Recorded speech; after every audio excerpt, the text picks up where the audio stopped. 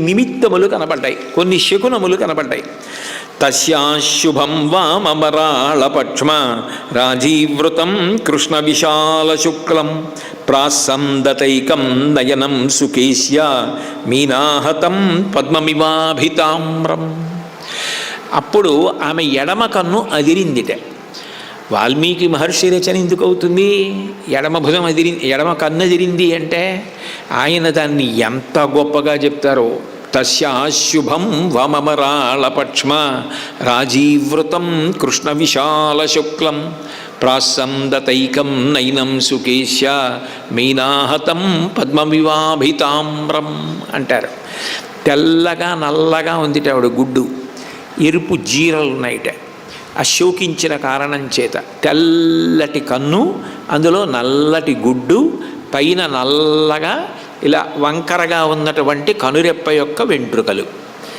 అంత అందమైనటువంటి కన్ను ఎంత బాగా అదిరిందంటేట ఎడం కన్ను.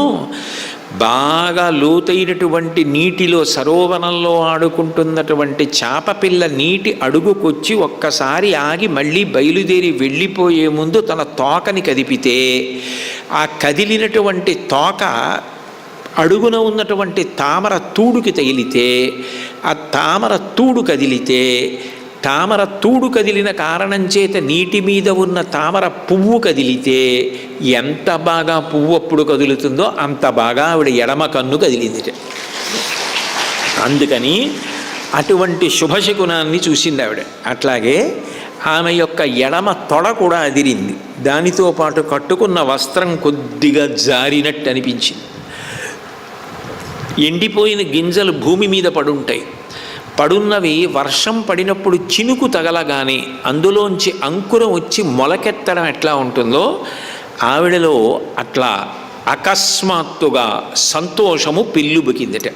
అక్కడ గింజుందని కానీ, ఆ గింజలోంచి ఒక మహావృక్షమే రాగలదని కానీ, దానికి ఒక్క నీటి చుక్క తగిలితే చాలని కానీ ఎవరం అనుకోం. కానీ వర్షం పడినప్పుడు ఒక్క నీటి చుక్క తగలగానే అందులోంచి అంకురం వచ్చి అది మొక్కై చెట్టు అవుతుంది.